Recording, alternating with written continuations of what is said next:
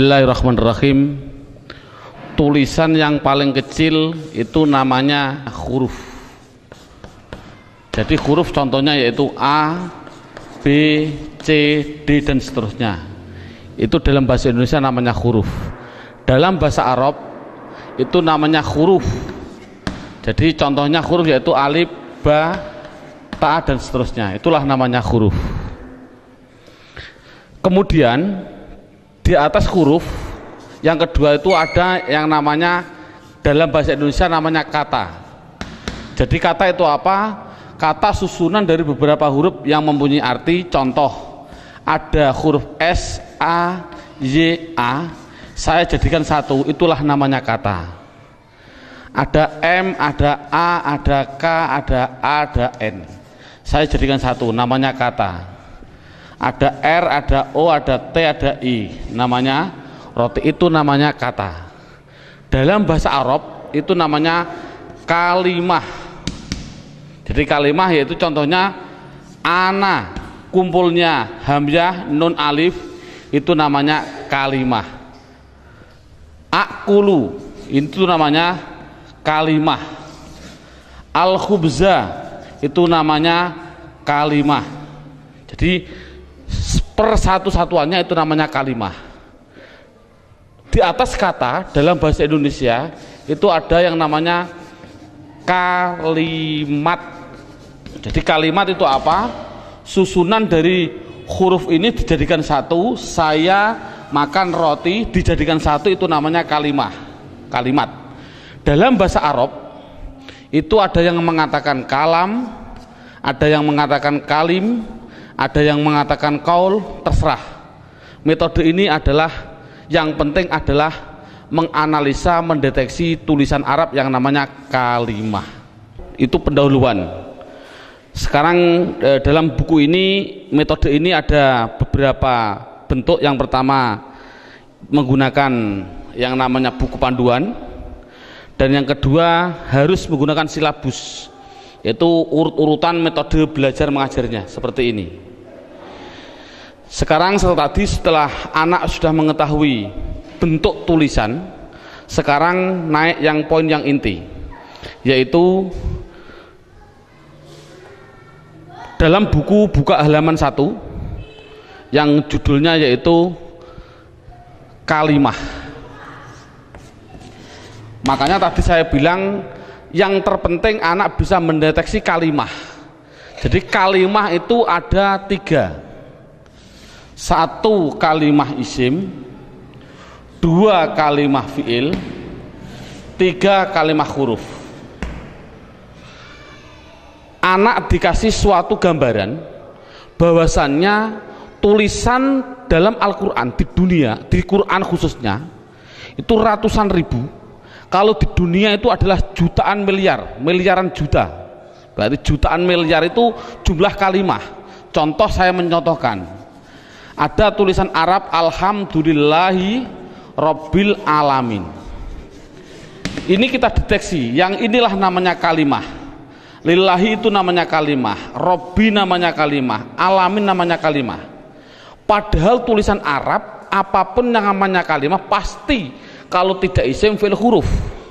Jumlah kalimah miliaran triliun pasti hanya ada 3. Kalau contohnya alhamdulillah harus dijawab oleh anak kalau tidak isim fi'il huruf.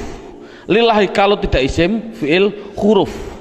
Rabbi kalau tidak isim fi'il huruf. Alamin kalau tidak isim fi'il huruf, selamanya. Makanya tulisan Arab di dunia itu sebenarnya hanya ada 3, yaitu isim fi'il huruf. Makanya sering saya ngasih pemikiran pada anak, tulisan apapun tulisan Arab hanya ada 3. Masuk 3 kok 3 tahun. Makanya menurut metode saya, insya Allah saya mengatakan kalau hanya ada 3 berarti per satunya itu 2 jam, makanya cukup 6 jam insya Allah praktek baca kitab. Amin Allahumma amin. Ini sekarang setelah anak sudah tahu jumlah kalimat ada 3, sekarang bagaimana saya mengetahui alhamdulillah itu isim fi'il atau huruf, lillahi itu isim fi'il atau huruf? Makanya akan saya ulas satu persatunya. Bagaimana cara mendeteksi isim itu fi'il itu huruf. Buka pada bukunya halaman 2. Dalam bukunya halaman 2 dilihat judulnya cara mengetahui isim. Jadi cara mengetahui isim itu dengan dua cara. Satu mengetahui artinya. Kalau memang artinya itu kok menunjukkan suatu kata benda atau suatu kata sifat, pasti itu dikatakan isim. Jadi isim itu kalau tahu artinya itu menunjukkan benda atau menunjukkan suatu sifat, pasti isim. Sama dengan fi'il nanti juga sama, cara mengetahuinya fi'il dengan dua cara sama. Satu mengetahui artinya. Kalau memang artinya menunjukkan suatu kata kerja, itu pasti fi'il. Nah di dunia ini kan hanya ada 3, pasti kalau tidak kata benda, kata sifat, kata kerja. Saya contohkan, duduk itu kerja atau apa? Jawab saja, anak dites. Contoh saya bilang duduk, isim, fi'il atau huruf? Anak akan jawab fi'il karena artinya kerja. Saya contohkan lagi, ada tulisan Arab mim sin jim dal, ini tulisan Arab. Kalau tulisan Arab harus dijawab, lafal mim sin jim dal ini isim, fi'il atau huruf? Anak pasti akan menjawab isim. Tahu kok isim? Karena artinya menunjukkan suatu benda. Ini berarti kan sudah bisa anak. Saya contohkan lagi, saya bilang ada tulisan Arab, coba anak-anak lafal Arab ini jawab dengan 3 kategori, isim, fi'il atau huruf. Ini saya contohkan, mim dal ro sinta, artinya madrusah. Harus dijawab isim, fi'il atau huruf. Anak pasti akan menjawab itu isim. Tahu kok isim? Karena artinya benda. Oh 100. Jadi kalau ada apapun artinya benda atau sifat, contohnya Allahu Akbar, saya menerjemah Akbar itu artinya agung atau mulia. Ini agung itu kan suatu sifat, otomatis akbar ini harus dijawab. Akbar itu isim, fi'il atau huruf? Anak akan jawab akbar pasti isim. Tahu kok isim? Karena artinya itu suatu sifat. Jadi kesimpulannya adalah anak bisa mendeteksi, pertama mendeteksi isim, fi'il, huruf dari artinya.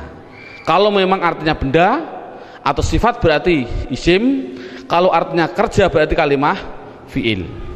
Pertanyaan selanjutnya, Pak, tulisan Arab katanya miliaran triliun, di Al-Quran ada 700-an ribu, bagaimana saya mengetahui itu isim, itu fi'il, itu huruf, padahal saya tidak tahu artinya?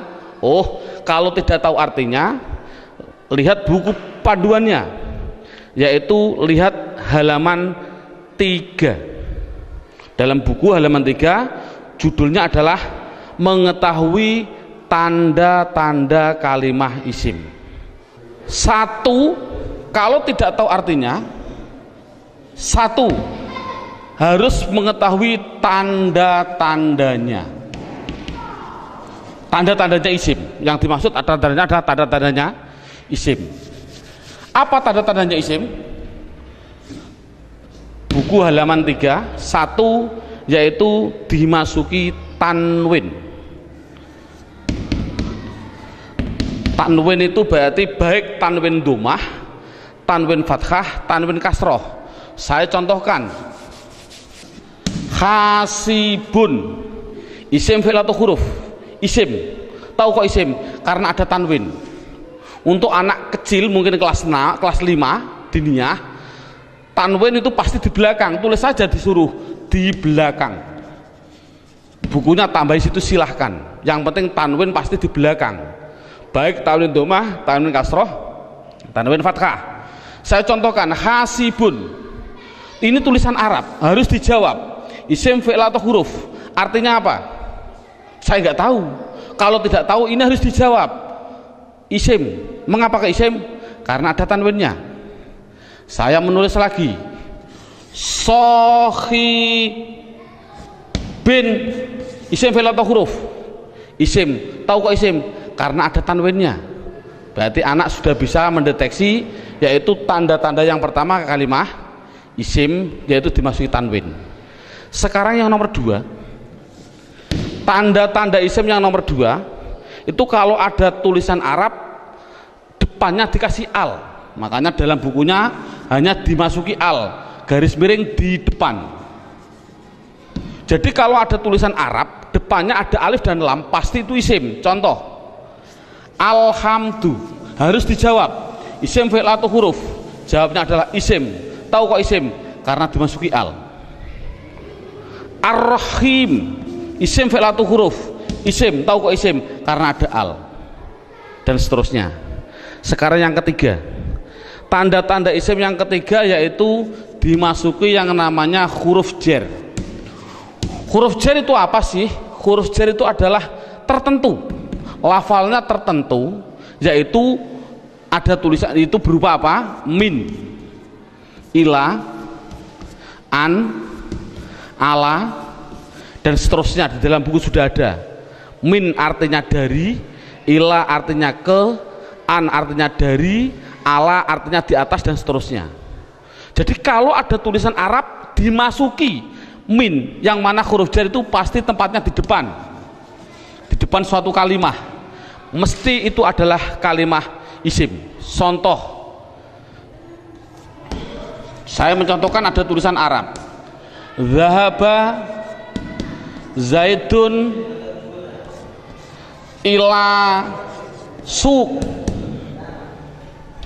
zahaba zaidun ila suq. Anak saya tes satu persatu dulu.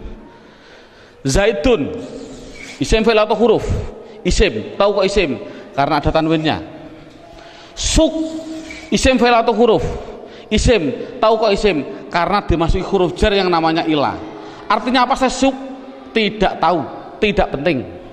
Ini kan tidak penting. Yang penting itu bisa mendeteksi itu pasti kalimah isim. Contohnya lagi, ada contoh yang namanya ada roja'a. Saya contohkan, roja'a kembali.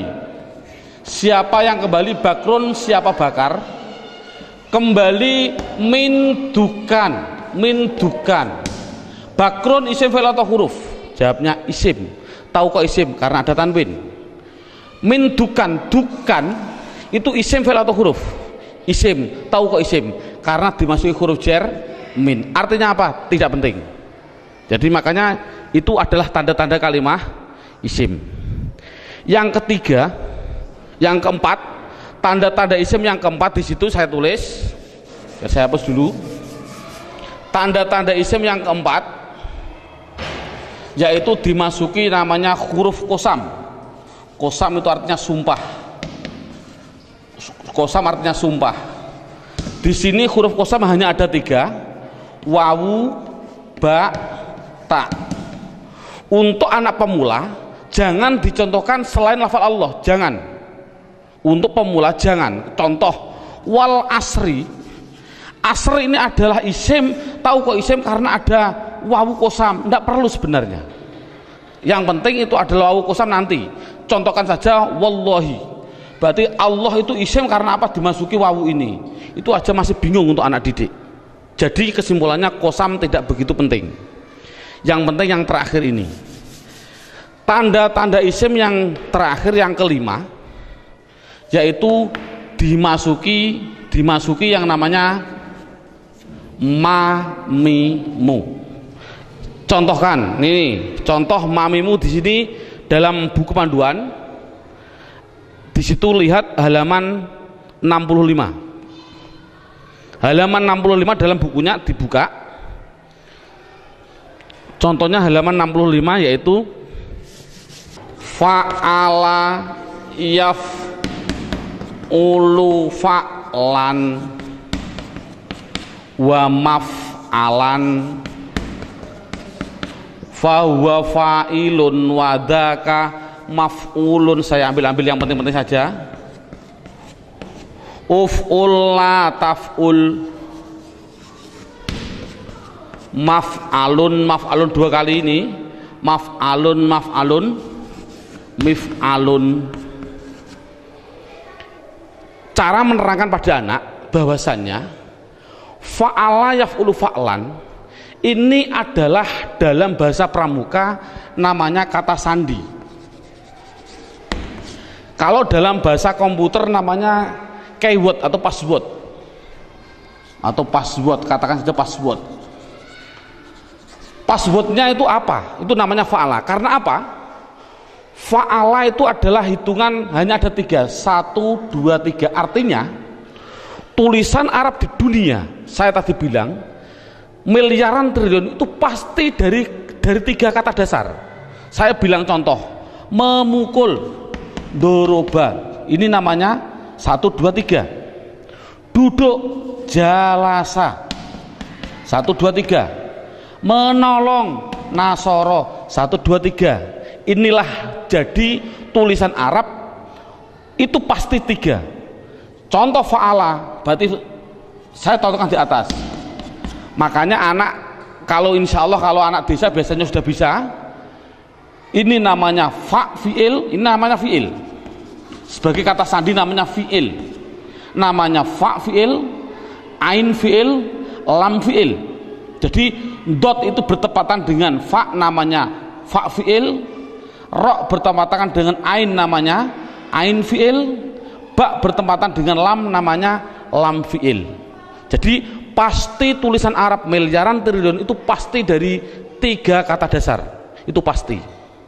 Jadi kalau dilihat nanti dalam tulisan Arab, yang dimaksud mamimu adalah ada tulisan Arab depannya ada mim, baik dibaca mi kasroh mi, atau dibaca mim dibaca fathah ma, atau ada tulisan Arab dibaca mu, muslim.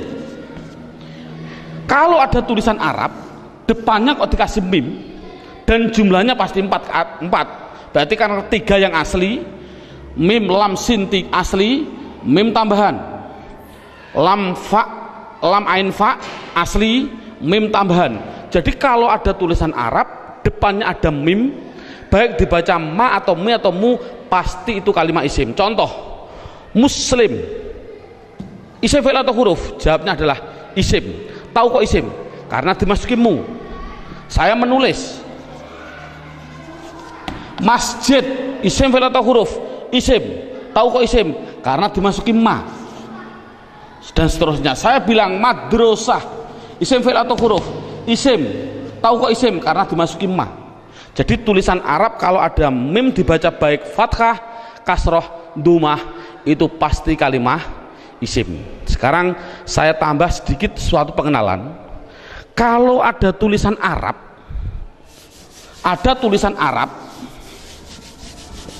depannya saya kasih mi, contohnya mi dalam halaman 65, itu pasti menunjukkan suatu alat, pasti.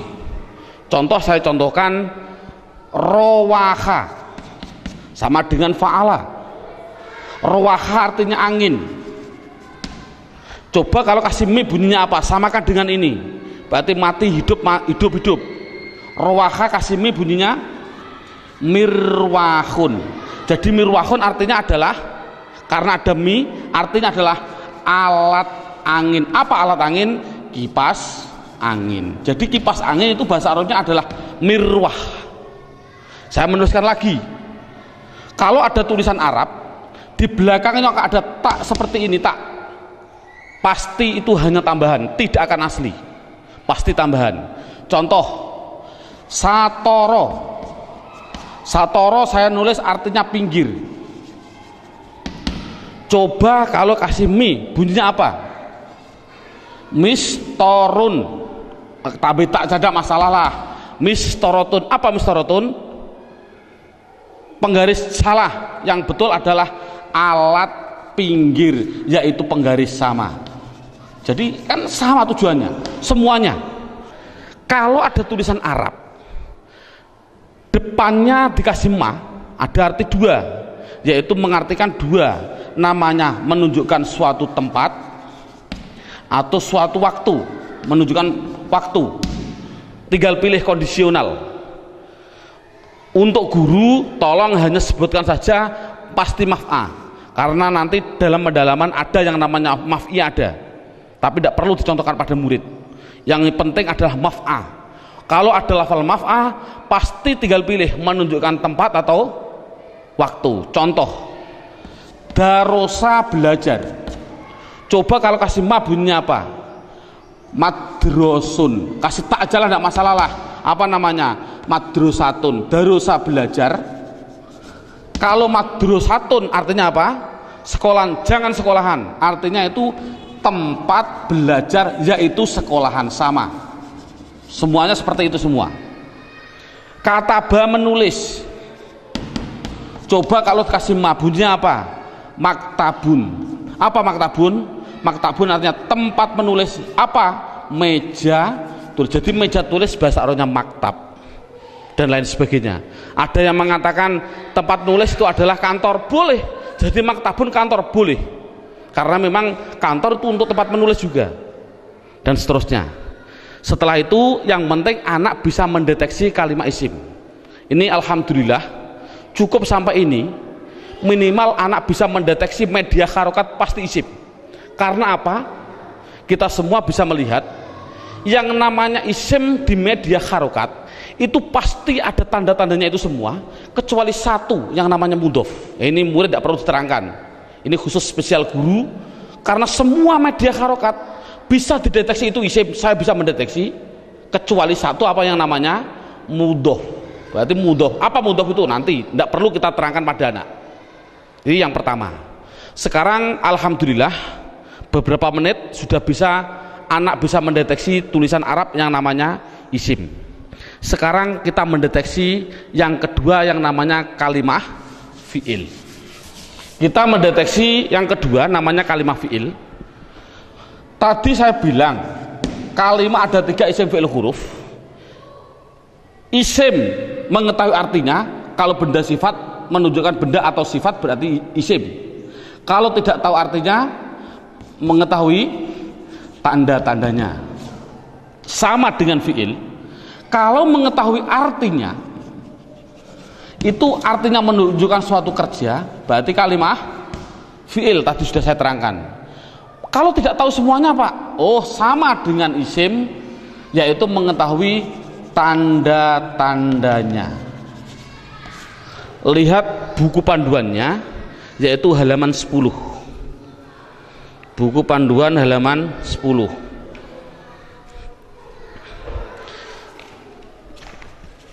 Tanda-tanda kalimah isim. 1 dimasuki kot. Di situ saya 1 dimasuki kot. Dimasuki kot.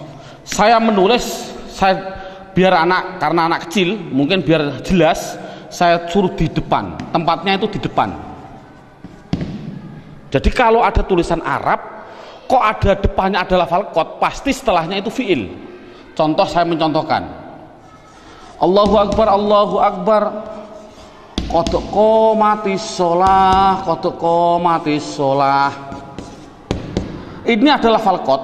Koma itu mau tidak mau harus saya jawab itu kalimat fi'il. Tahu kok fi'il? Karena dia dimasuki kot. Ini kan paling mudah.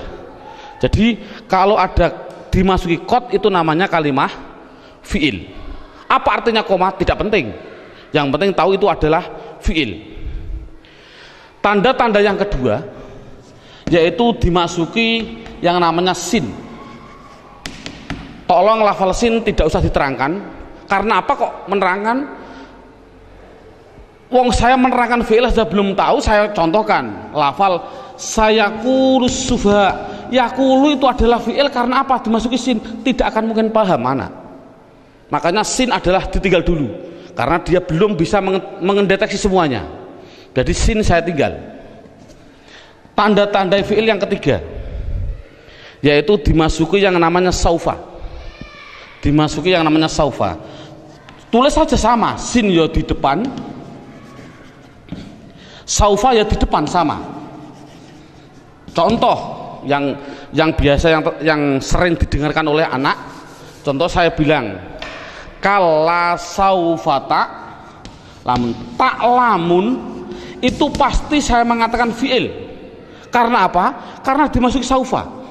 Artinya apa? Tidak penting, karena sudah tahu itu artinya saufa. Saufa itu masuk pada kalimat tadi mesti kalimat fi'il. Ini paling mudah.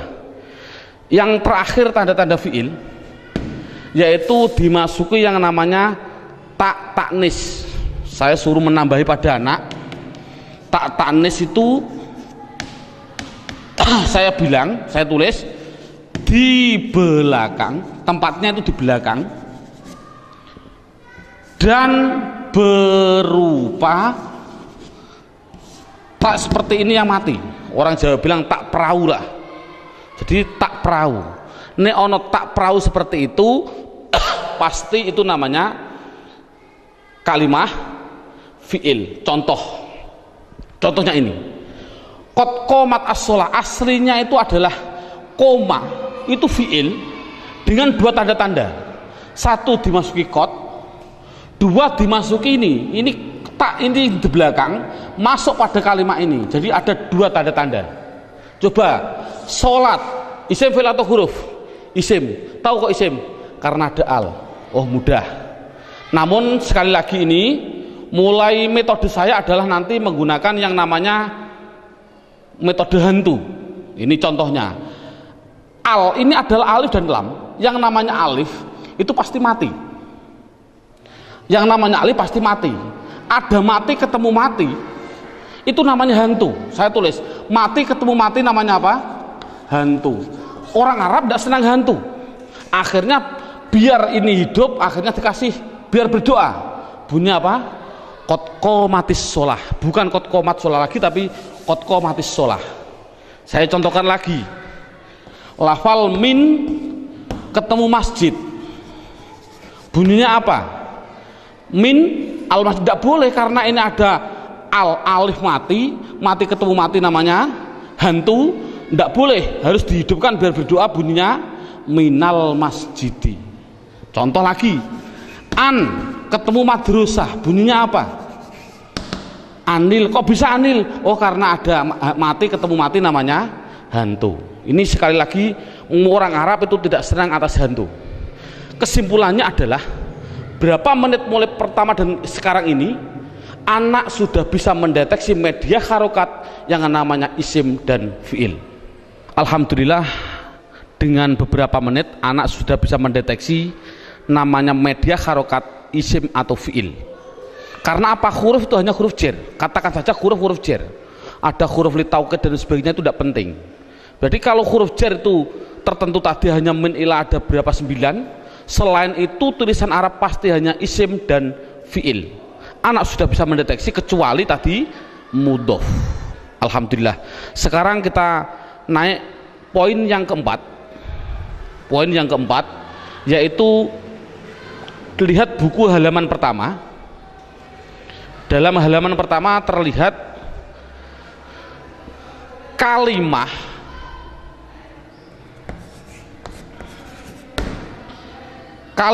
isim, fiil, huruf. Ini ada gambar kalimah pasti butuh kepada yang namanya ini garis horizontal namanya perlu. Dalam bahasa Indonesia namanya perlu, bahasa Indonesianya orang Jawa namanya butuh. Butuh itu kemarin saya dari Sumatera. Butuh itu artinya sama seperti di orang Kalimantan dakar. Naudzubillah, mohon maaf sekali bahasa kasar perlu. Berarti kalimah itu pasti memerlukan yang namanya i'rab. Halaman pertama dilihat i'rab itu ada 4. Satu namanya i'rab rofa, 2 namanya i'rab nasab, 3 namanya i'rab jar, yang keempat yaitu namanya i'rab jazm. Jadi kalimah itu pasti memerlukan yang namanya i'rab. Padahal i'rab ada 4, rofa, nasab, jar, jazm. Dan perlu diketahui kalimah isim itu butuhnya hanya butuh 3, bukan 4. Fi'il butuhnya yaitu 3, bukan 4. Huruf, sementara huruf tidak butuh. Jadi yang butuh i'rab itu yaitu khusus yang namanya kalimah isim dan kalimah fi'il. Apa i'rab itu nanti saya terangkan. Yang penting isim itu butuh 3. Apa namanya? Dan perlu ditulis dulu. Anak harus digaris bawahi. Rofa pasti domah. Dibilang pasti. Karena pengalaman saya pada waktu kecil, Pak Guru menerangkan rofa yaitu domah, wawu, alif, nun. Itu saya juga bingung. Makanya saya melihat dalam jurumiyah ada namanya alamat asli, menunjukkan bahwasanya anak, saya punya insting, oh berarti mengapa musonaf kok mengatakan asli domah, inilah mungkin metode saya harus mengikuti seperti ini. Jadi setiap anak pastikan yang namanya rofa pasti domah, yang namanya nasab pasti fathah, yang namanya jer pasti kasroh, yang namanya jazm pasti sukun. Dipastikan dulu. Jadi kalau sekarang kita lanjutkan, yang butuh i'rab itu adalah isim butuh 3. Apa-apa? Isim butuhnya yaitu rofa, nasab, jer. Ini kebutuhan isim. Jadi isim butuhnya hanya 3, rofa, domah, nasab, fathah, jer, kasroh. Tidak butuh kepada jazm, tidak butuh. Ini penting. Adapun yang fi'il butuh 3. Fi'il butuh 3. Apa-apa? Rofa, nasab, dan jazm. Tidak butuh kepada yang namanya jer. Ini anak harus tidak perlulah kita terlalu ngasih pertanyaan terbulak-balik. Contoh, isim i'rab apa yang khusus masuk pada fi'il, i'rab apa yang tidak boleh masuk pada fi'il. Tidak perlulah. Yang penting minimal pertama kali tolong ditekankan isim. Fi'il aja tidak penting, nanti dulu. Yang penting kalau bilang isim pasti punya namanya rofa domah, nasab fathah, jer kasroh. Itu isim dulu, matangkan isim. Fi'il tidak perlu ditanya dulu. Jadi sekarang pertanyaannya, apa sih yang dinamakan rofa domah? Rofa itu adalah i'rab. I'rab itu apa? I'rab adalah perubahan pada akhir kalimat atau kata, akhir kata atau kalimah dalam bahasa Arabnya tadi. Jadi kalau ada tulisan Arab, perubahan belakang itulah namanya i'rab. Contoh saya bilang, ada tulisan Arab min sim jim dal, belakangnya itu, kalau ini kan kata benda, ini kan orang tahu kata benda. Kalau benda berarti kalimah isim. Kalau isim harus dijawab, pasti butuh perubahan belakang. Kalau dia rofa ya pasti dun. Apa rofa itu nanti? Pasti dun. Kalau dia nasab berarti pasti dan. Kalau dia jer berarti din. Makanya saya tadi bilang, yang namanya i'rab, khususnya ini, i'rab itu sama dengan nahwu. Contohnya lafal ini, don dan din. Inilah belakang, ini namanya nahwu. Adapun depan ada tulisan mim sim jim dal, bacanya apa? Masjid. Mengapa kok dibaca masjid? Mbok dibaca misjid saja. Inilah perubahan depan, itu namanya sorof. Jadi nahwu sama sorof itu harus gandeng. Mengapa terjadi sekarang ini guru nahwu, guru sorof sudah berlainan, itu sudah jauh, akan bertemu juga sulit, karena satu kalimat membutuhkan 2 hal, yang namanya nahwu dan sorof. Jadi perubahan depan itu namanya sorof, perubahan belakang adalah nahwu. Jadi kesimpulannya lagi, ada kesimpulan ini, tolong nanti anak-anak harus dipahami. Yang namanya isim, yang namanya, saya ini kesimpulan, isim pasti butuh 2 hal belakangnya. Kalau ada al, kalau tidak ada al ya ditanwin. Itu prinsip. Jadi kalau ada tulisan Arab kok dia menunjukkan suatu isim, itu harus kasih tanwin kalau tidak ada alnya. Kalau ada alnya jangan ditanwin. Contoh, masjid ini kan tidak ada alnya, makanya saya balang dun dan din. Coba kalau saya kasih al, almas, Al masjid, coba rofaknya bunyinya bagaimana? Al masjidu, jangan ditanwin karena ada al. Nasabnya bunyinya bagaimana? Al masjidah. Jernya bunyinya bagaimana? Al masjidi. Ini contoh. Dalam buku panduan saya, anak harus dites dengan contoh dua, yaitu dengan lafal basmalah dan takbir. Saya contohkan. Kita kasih contoh yang biasa dibaca oleh anak.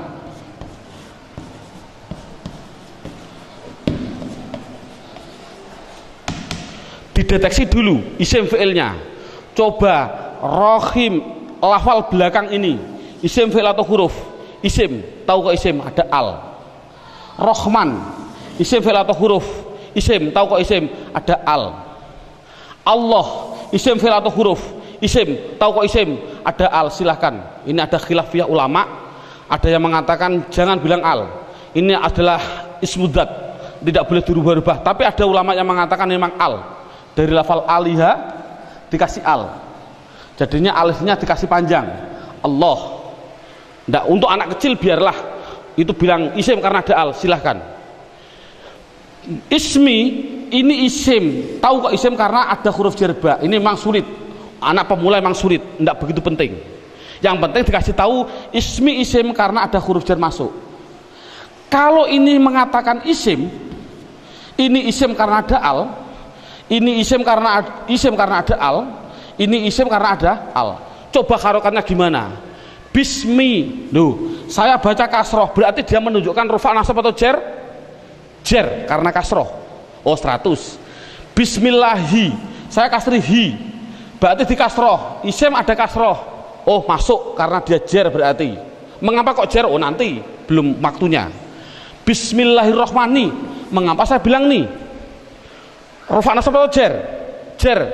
Oh 100. Teruskan Bismillahirrahmanirrahim, pasti anak jawab khim.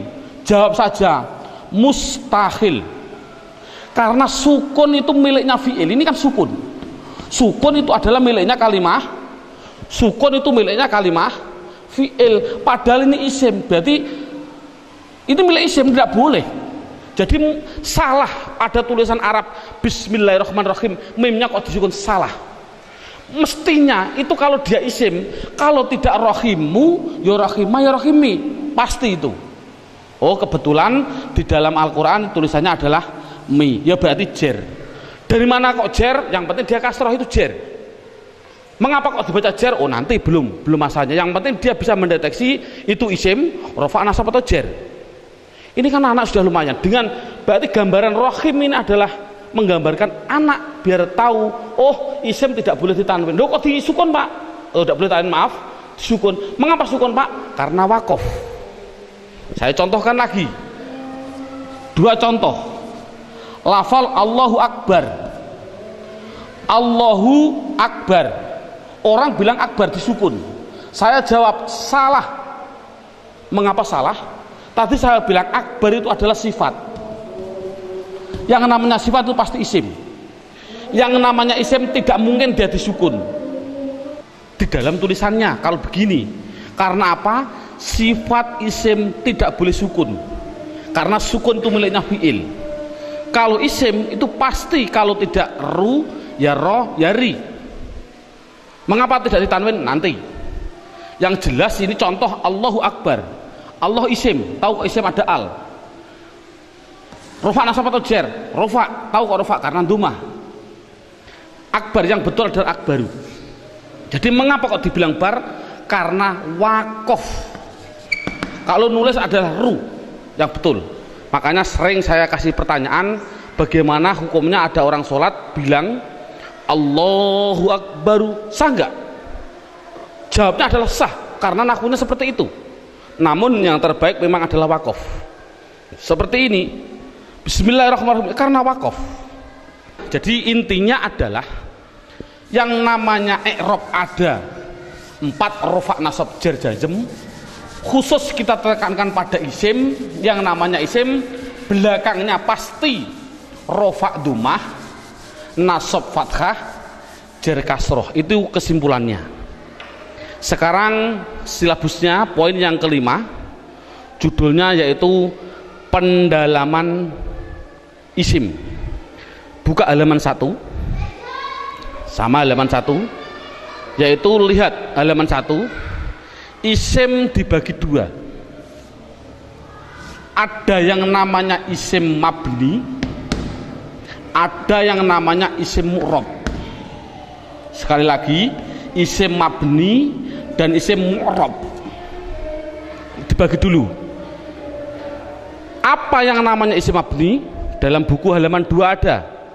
Mabni itu adalah, mabni itu apa? Mabni adalah harokat belakang, harokat belakang itu tetap.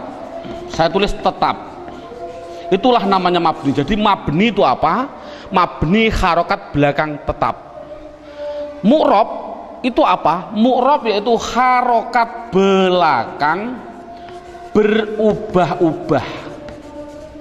Harokat belakang berubah-ubah. Jadi itu kesimpulannya. Jadi isim harus dibagi 2, isim mabni dan isim mu'rab. Isim mabni belakangnya tetap, isim mu'rab belakangnya berubah-ubah. Isim mabni sekarang diperinci satu persatu. Dalam silabus ada isim mabni, yaitu satu namanya isim domir. Saya tulis satu namanya isim domir. Tolong dalam hal ini anak tidak usah diperdalami. Yang namanya pada waktu pengalaman saya dulu kecil, Pak Guru bilang domir itu ada 2, seperti contoh seperti ini. Domir ada 2, domir baris dan domir mustatir. Baris muttasil ada 2, baris munfasil ada 2, muttasil ada 4, dan domir mustatir ada yang jawas dan ada yang wujub. Ini enggak, dulu saya suruh menghafalkan ini domir saja, itu mungkin 1 bulan. Nah, menurut saya kita ambil yang pokok dulu. Dengan metode ini adalah metode saya bilang domir yang berupa domir baris munfasil rufa, yaitu pendalamannya dalam buku. Lihat halaman buku yaitu dilihat halaman 4. Halaman 4 dilihat judulnya isim domir. Di situ saya tulis yaitu lafal huwa, huma, hum, iya, huma, hunna, anta, antuma, antum, anti, antuma, antunna. Yang terakhir ana, nahnu. Jadi jumlahnya 14. 1, 2, 3, 6, 9, 12, 14, 13, 14. Jadi jumlahnya saya bilang isim domir adalah jumlahnya 14. Contohnya huwa, hum. Yang namanya domir itu adalah kata ganti. Dalam buku huwa itu kata ganti dari siapa? Kata ganti dari dia. Dia siapa? Dia laki-laki 1. Ini yang namanya goib. Jadi kesimpulannya huma kata ganti dari siapa? Dia laki-laki 2 yang goib. Hum kata ganti dari apa? Mereka atau mereka. Siapa mereka? Laki-laki 3 ke atas yang goib. Jadi kesimpulannya ini adalah namanya laki-laki. Ini berarti 1, 2, 3 ke atas ini perempuan. Tapi ini adalah semuanya adalah goib. Sekali lagi ini adalah goib. Berarti dia perempuan 1 goibah atau goibah. Huma 2 perempuan goibah. Huna 3 ke atas perempuan goibah. Jadi inti kesimpulannya adalah 3 ini laki-laki, tiga ini perempuan yang semuanya adalah katakan goib. Anta, kata ganti siapa? Dari kamu. Kamu siapa? Kamu laki-laki satu yang hadir. Saya simpulkan, intinya ini adalah laki-laki yang anti antuma antuna, saya simpulkan perempuan, namun dua-duanya ini namanya hadir. Namanya hadir. Ana artinya saya, nahnu artinya kita. Penjelasannya, mengapa dhamir dikatakan mabni? Ini anak dijelaskan dengan dua pendekatan. Contoh lafal huwa. Huwa itu kata ganti siapa? Dari dia. Dia satu, orang laki-laki satu, orang Inggris. Kata gantinya juga dia. Tetap inilah akhirnya wa. Selamanya akhirnya dibaca wa. Makanya dikatakan mabni adalah belakangnya tetap, yaitu tetap dibaca fathah. Dia orang Amerika, ya sama tetap gua. Orang Indonesia, ya tetap gua. Jangan mentang-mentang orang Indonesianya orang pendek-pendek terus dibilang wi. Kalau orang Arab orangnya tinggi-tinggi wu, ndak boleh. Kesimpulannya adalah selamanya pasti akhirnya tetap berupa yang namanya wa. Itu pendekatan secara logika. Pendekatan secara nahwiyah walaupun salah. Karena walaupun salah, contoh huwa dia dibaca rofa ya tetap huwa. Dia karena isim kan dibaca nasab ya tetap huwa. Dibaca jar ya tetap huwa. Sekali lagi untuk seorang guru cara menerangkan seperti ini walaupun salah. Kan tidak mungkin huwa itu adalah dhamir rofa. Kok bisa nasab? Itu contoh seorang guru. Ini penting untuk seorang guru. Ngomong ini permasalahannya. Pengalaman saya keliling, pertanyaan saya itu rata-rata di dalam hal gaib dan hadir. Saya bilang, apa sih artinya gaib dan apa sih artinya hadir? Rata-rata orang mikir gaib adalah tidak ada orangnya, hadir adalah ada orangnya, padahal salah. Pengertian gaib adalah tidak diajak bicara walaupun ada di sampingnya. Samping saya ada namanya Zaid. Ada orang tanya, Pak Zaid mau ke Semarang kok, bilang pada saya, padahal di samping saya ada Zaid. Ini namanya hadir atau gaib? Gaib, karena orangnya bicara sama saya, bukan pada Zaid. Jadi kata gantinya pada Zaid adalah wa. Ini menunjukkan artinya gaib, yaitu jangan diartikan tidak ada orangnya, diartikan apa? Tidak diajak bicara. Kalau hadir, ya berarti diajak bicara. Itu kesimpulannya adalah mabni harokat belakangnya tetap selamanya. Contoh mereka selamanya mesti hum, disukun selamanya.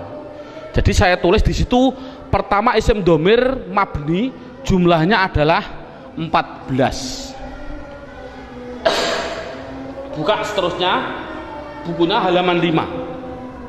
Yang kedua, mabni yang kedua yaitu yang namanya di situ saya tulis isim isyarah. Isim isyarah tidak perlu kita terlalu banyak mencontohkan. Isim isyarah itu kita contohkan hanya yang mudah-mudah saja. Contoh isim isyarah ada 3. Ada yang namanya qorib, ada yang namanya wasit, ada yang namanya ba'id.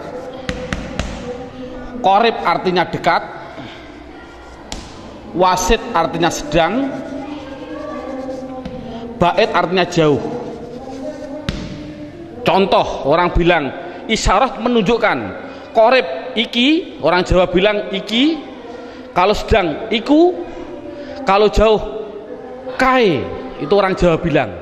Tapi kalau orang Sunda iya eta itu ya salah, itu milik orang Indonesia, bukan bukan orang Sunda sebenarnya, tapi orang Sunda tidak punya jauh, sama dengan kita. Ini tidak, masalahnya adalah contoh korib. Kalau laki-laki hadza, kalau perempuan hadhihi, dengan dua contoh saja ini. Contoh lafal hadza, siapa ini selamanya dibaca dza, akhirnya dza, walaupun yang ditanyakan seorang kiai, seorang gubernur, seorang presiden, tetap siapa ini, man hadza, selamanya dibaca dza belakangnya, jangan berupa dzi atau du. Makanya itulah namanya mabni. Saya tidak usah menerangkan wasit, bait sudah ada. Yang jelas contohnya yaitu dalam buku panduannya sudah saya tunjukkan, yaitu isim isyarah ada 3, hadza hadhihi. Kalau sedang yaitu lafal dzaka dan dalika, dzaka dan dalika, dzaka dan tilka. Saya contohkan dzaka dan tilka. Kalau jauh saya contohkan hanya 2, dalika dan ulaika. Jadi jumlahnya yaitu ada berapa? Dalika, ulaika. Jumlahnya berapa? 1, 2, 3, 4, 5, 6. Saya katakan isim isyarah jumlahnya adalah hanya 6. Walaupun nanti pendalamannya banyak. Seorang guru tolong hanya seperti itu dulu. Terusnya mabni yang ketiga yaitu yang namanya isim mausul. Buka dalam bukunya halaman yang ke isim mausul, kata sambung. Datanglah Zaid, yang mana ja'a Zaidun alladzi. Ini isim mausul itu hanya tertentu, lafalnya tertentu. Sudah dalam bukunya ada, yaitu lafal alladzi, alladzina, alladzi, alladani, alladina. Contoh saya tidak usah nulis. Mohon dilihat contoh ini, isim mausul tertentu. Alladzi, alladani, alladina, allati, allatani, allati. Cukup sebutkan hanya 6 saja, yaitu biar anak hanya tahu isim mausul jumlahnya hanya ada 6. Mabni yang keempat, mabni yang keempat yaitu yang namanya isim istifham. Istifham itu pertanyaan. Di situ saya menulis, tidak usah saya tulis biar waktunya lebih singkat. Yang penting guru bisa menerangkan. Yaitu di situ saya tulis hanya man, mundu, madza, mata, ayana, aina, kaifa, anna, kam, dan ayu. Jumlahnya saya tulis itu hanya 10. Jadi istifham hanya ada 10. Yang keempat, yang ke mabni yang kelima, yaitu namanya isim syarat. Syarat itu apabila, jikalau, andai kata, itu namanya syarat. Saya tulis dalam bukunya biar lebih singkat. Lafalnya tertentu. Man, ma, mahma, mata, ayana, aina, anna, haisuma, kaifama. Jumlahnya yaitu hanya ada 9. Yang terakhir yang nomor 6, yang namanya isim fi'il. Ini loh, namanya isim fi'il. Kadang-kadang orang bingung. Di situ ada isim fi'il madhi, isim fi'il mudhari, isim fi'il amar. Yang penting contohnya saya bilang isim fi'il amar, isim fi'il amar. Contohnya lafal amin, amina. Ini dikatakan dia bukan isim, bukan fi'il. Dikatakan isim fi'il. Mengapa kok isim fi'il? Tidak usah kita, anak tidak usah dikasih jawaban, kasih alasan, tidak usah. Yang penting isim fi'il itu lafalnya tertentu. Lafalnya itu hanya ada 9. Begitu. Berarti anak yang penting tahu. Contohnya seperti ini. Isim fi'il amar yang pertama. Ada yang namanya soh dan seterusnya. Isim fi'il madhi ada 2. Isim fi'il mudhari ada 2. Cukup 9 saja. Inti kesimpulannya, isim mabni itu jumlahnya adalah 14, 6, 6, 10, 9, 9, jumlahnya adalah 54. Padahal tadi saya bilang tulisan Arab yang namanya isim di dunia jumlahnya kalimat isim adalah 1 miliar triliun. Itu jumlahnya tulisan Arab di dunia itu 1 miliar triliun. Kalau isim jumlahnya miliaran triliun dibagi dua, mabni dan mu'rob. Yang namanya mabni yaitu 54, selainnya pasti mu'rob. Kesimpulannya, isim mu'rob adalah yang tidak berupa mabni. Saya mohon maaf untuk seorang ustadz, seorang guru, dulu pada waktu saya masih kelas 1 sanawiyah sudah diajarkan oleh alfiyah, padahal saya belum memahami betul. Saya ditunjukkan contohnya huwa, isim domir. Isim domir huwa itu dikatakan mabni karena apa? Karena yang namanya mabni adalah serupa dengan huruf. Mu'rob tidak serupa dengan huruf. Jadi yang namanya mabni serupa dengan huruf. Serupa di dalam apanya? Ada sibe wat'i, sibe iftikori, sibe. Tidak perlulah kita sementara, nanti dulu. Yang penting anak bisa, yang namanya mabni pasti tertentu lafalnya, dan dia pasti serupa dengan huruf. Makanya tidak usah kita menjelaskan alasan-alasan dulu, biarlah nanti seorang ustadz kalau dia sudah belajar alfiyah. Ini metode awal. Jadi saya simpulkan, kalau tulisan Arab yang namanya isim jumlahnya 1 miliar triliun, mabni 54, berapa jumlah mu'rob? Jumlah mu'rob ya miliaran triliun dikurangi 54. Kalau kita nulis persen, ya mungkin 0,000 nafas hampir habis baru 1%. Jadi anak mudah. Isim domir ada 14, isim isyarah ada 6. Contoh, alhamdu, isim fi'il atau huruf? Isim. Tahu kok isim? Ada al. Kalau tahu isim harus dijawab, dia masuk kategori mabni atau mu'rob, harus dijawab. Jawabnya apa? Anak dibilang ini pasti mu'rob. Karena apa kok mu'rob? Karena lafal alhamdu tidak ada pada mabni yang jumlahnya 54. Itu kan paling mudah. Berarti semua tulisan Arab kalau tidak ada di 54 ya pasti mu'rob. Berarti mu'rob miliaran triliun.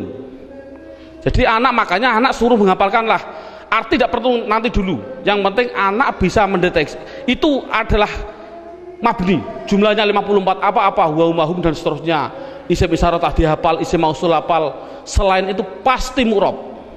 Contoh lagi, alhamdulillahi rabbil alamin. Isim fi'il atau huruf? Isim. Tahu kok isim? Ada al. Kalau isim, jawab mabni atau mu'rob? Itu pasti, pertanyaan itu harus.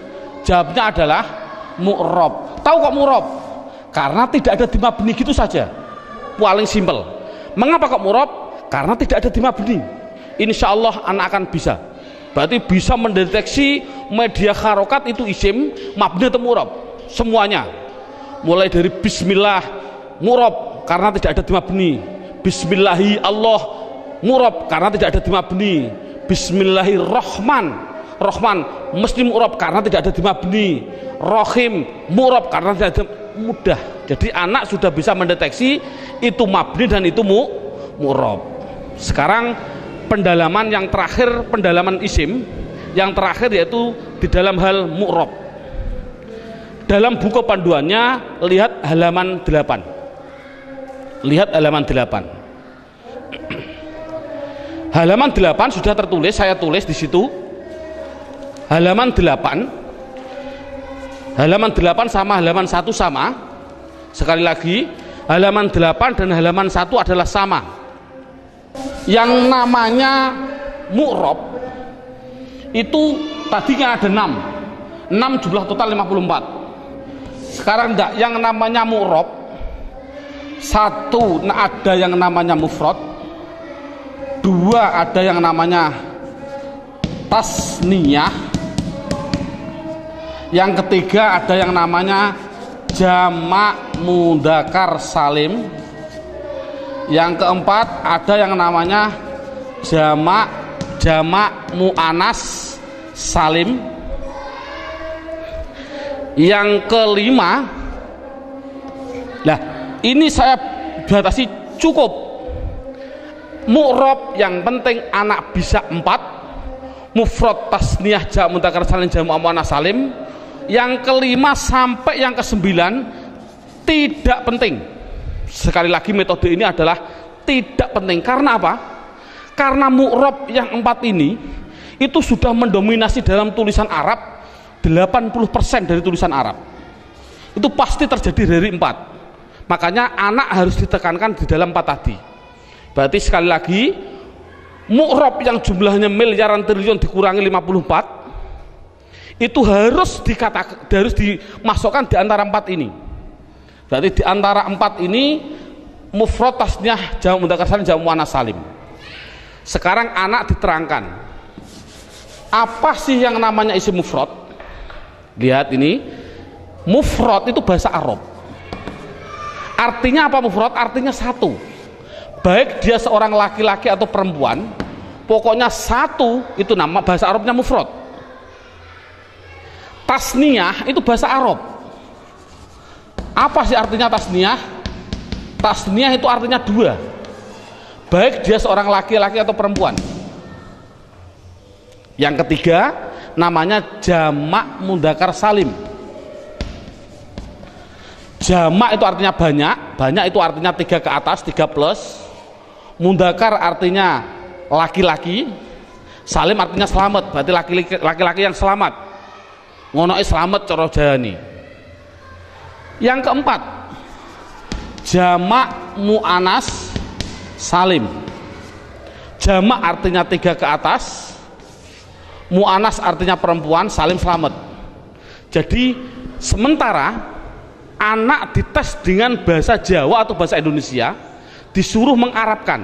Contoh saya bilang, coba saya bilang 2 buku itu mufrad atau tasniyah atau jamak mudzakkar salim atau jamak muannats salim? Jawab tasniyah. Tahu kok tasniyah? Karena artinya 2. Saya bilang 5 bakar, mufrad, tasniyah atau jamak mudzakkar atau jamak muannats? Jawab jamak mudzakkar salim. Karena apa? Artinya 5, 3 ke atas, zaid adalah, bakar adalah laki-laki. Jadi anak sudah bisa dites dengan bahasa Jawa, disuruh membahasa Arabkan. Contoh sekali lagi, 2 zaid tasniyah, 5 bakar jamak mudzakkar salim, 10 hindun, hindun itu perempuan, jamak muannats salim. Bakar 1 artinya mufrad, Zainab 1 artinya mufrad bahasa Arabnya. Nah, kalau ada tulisan Arab kok tidak berupa mabni yang jumlahnya 54, pasti harus dimasukkan mu'rab. Kalau mu'rab harus dimasukkan di antara 4 ini, harus apa mufrad, apa tasniyah, apa jamak mudzakkar salim, apa jamak muannats salim, pasti harus masuk semua tulisan mu'rab.